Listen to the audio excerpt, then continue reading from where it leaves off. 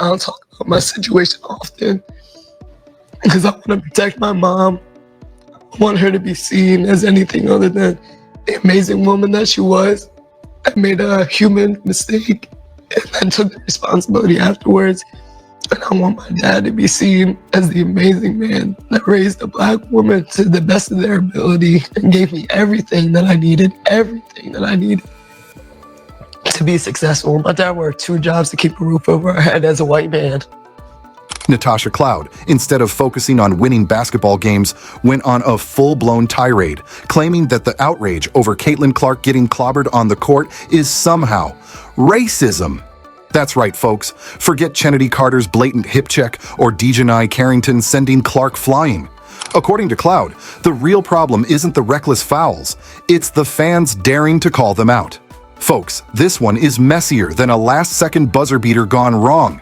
And me personally, shout out to her, bro. Shout out to her parents. But at the end of the day, I just hate to be rude. What does this have to do with you finding your blackness, bro? Like, I'm a Black man, and I don't have to find my blackness or my whiteness or that shouldn't even be a thing. You should just want to be the best person you should want to be. It shouldn't be based off race. We're all humans. We're all on this big rock together. But at the end of the day, a lot of people feel that way, man. They got to bring race into it now. In the world of Natasha Cloud, physicality in the WNBA is just tough basketball when it happens to certain players. But the moment Caitlin Clark's fan base includes plenty of non-white people, gets upset about their favorite player being turned into a crash test dummy, it magically transforms into a racial conspiracy. Genius-level logic, right? It almost felt like marketers were trying to figure out, like, yeah, we have all of these amazing players and these amazing personalities, but can we push the demographic? And then when Caitlin Clark got to the league, the Angel Reeses got to the league, and they might have been fouled hard. The same thing I saw happen with Shamika Holdsclaw, though. You see my tooth knocked out? Yeah, Rookie season, Jewel Lloyd. My tooth knocked out. I still didn't get it. So how do you... Natasha Cloud saw people getting mad at blatant unnecessary fouls against Clark and thought, yep, racism. Not the fact that the WNBA has a long history of players playing physically, but also, within the rules. Not the fact that the league is actively trying to grow its audience and having your rising star getting decked on national TV probably isn't a great look. No, the real issue, according to Cloud, is the fans. Because clearly, the only reason anyone could ever be upset about a player getting whacked on the court is due to deeply ingrained racial bias. You say the vets are going after certain players. It's all bullshit. Like, if I'm just gonna be frank, it's all bullshit. What it is racism.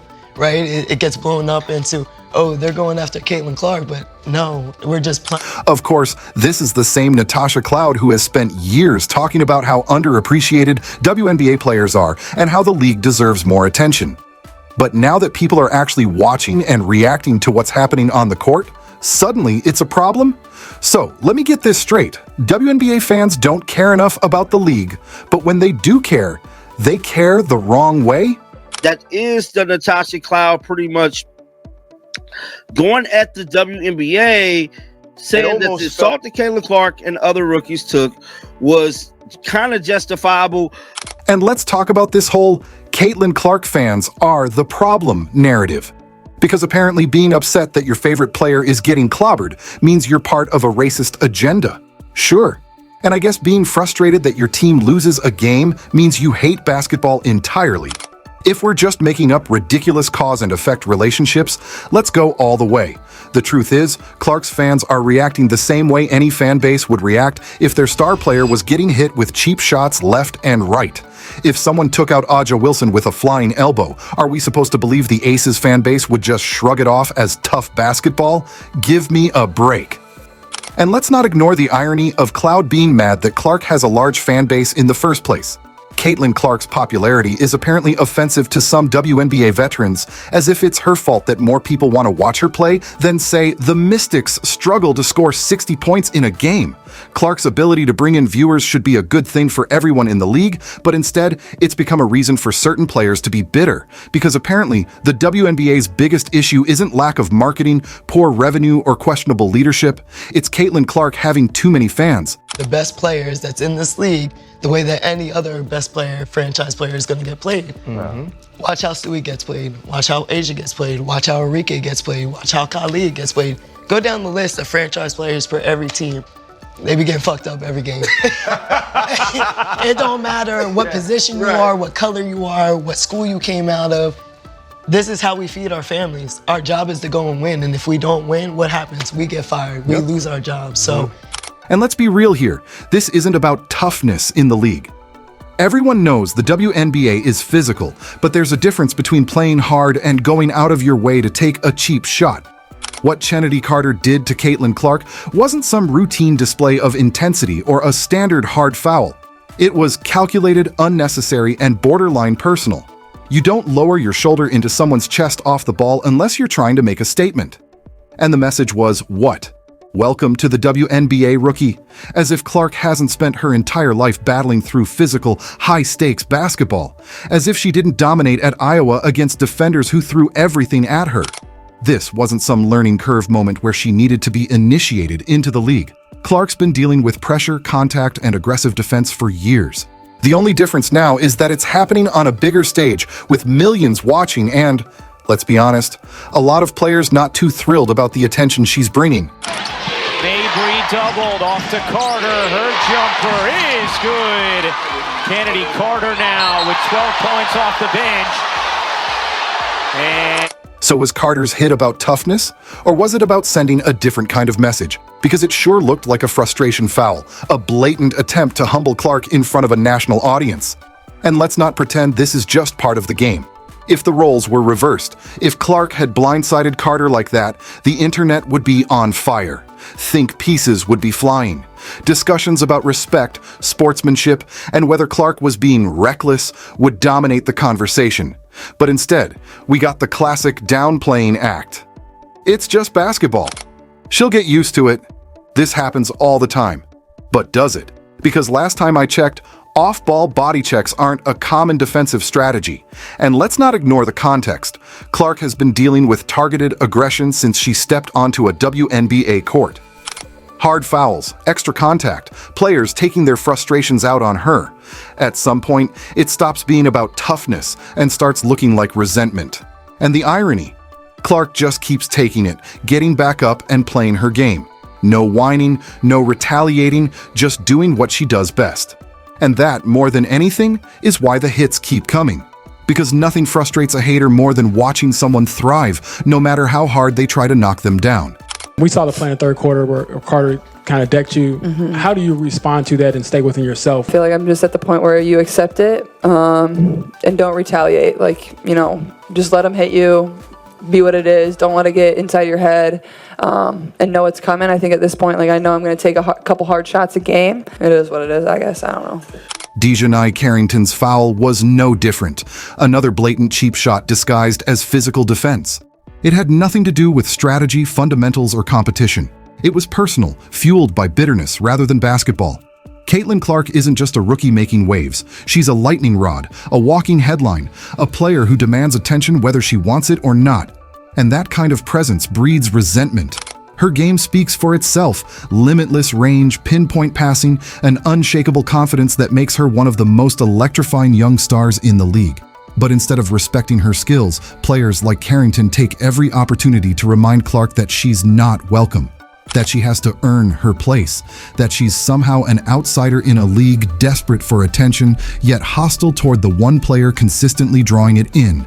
And then there's Natasha Cloud. Rather than calling out the blatant targeting, she chooses to spin the narrative into something much messier, a race-driven controversy that ignores reality. Instead of acknowledging that Clark takes more hard fouls than any other player, she paints the situation as if criticism of Carrington's actions is rooted in racial bias. A desperate, deflective tactic designed to shift the conversation away from what's really happening. A group of WNBA veterans refusing to accept that Clark is already bigger than the league itself. in pain after she caught that fingertip in the eye or right around it from Carrington with no whistle.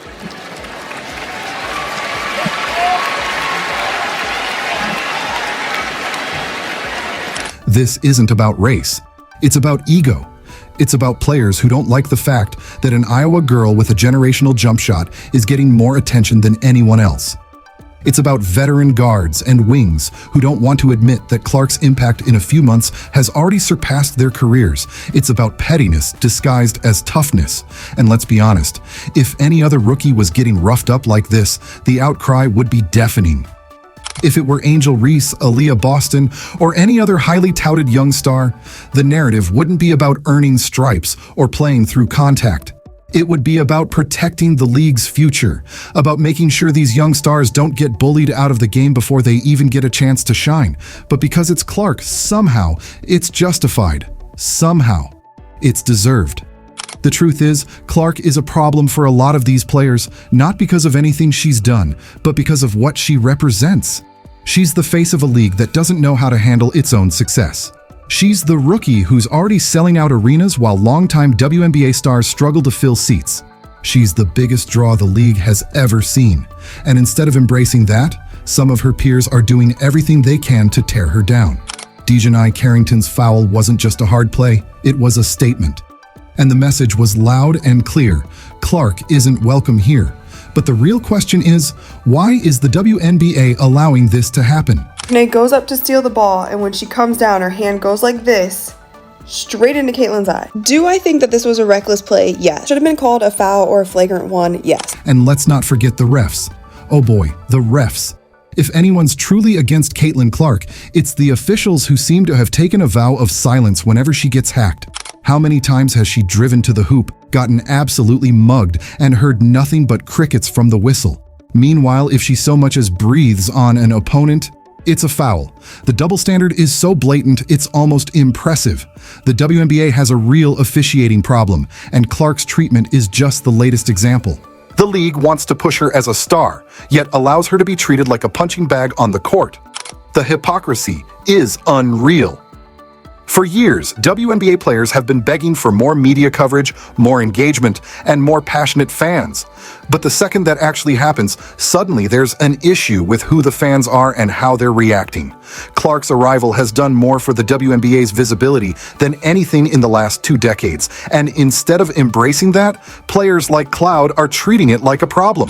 The engine for Seattle today. That is a major improvement from Indiana's defense. The first 3 minutes.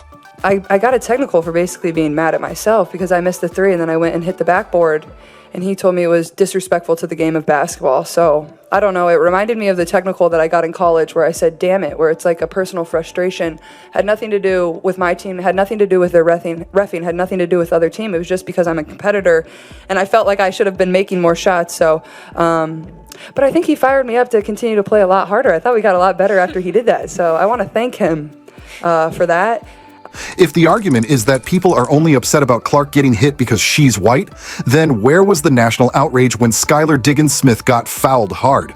Oh, wait, people were mad about that too.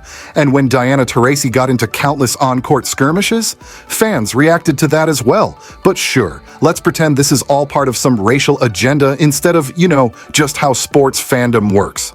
And while we're at it, let's talk about the idea that Clark's white fan base is what makes this such a big deal.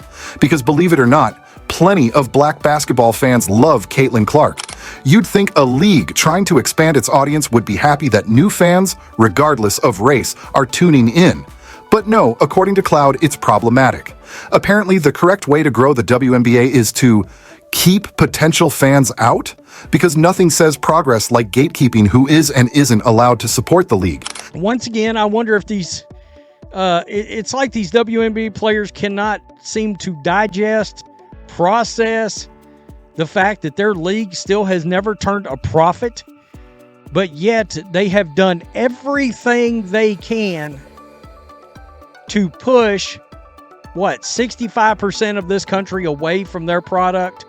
They get a superstar into their league that explodes the ratings, explodes attendance, but they don't quite like how a lot of the fans of this new superstar looks.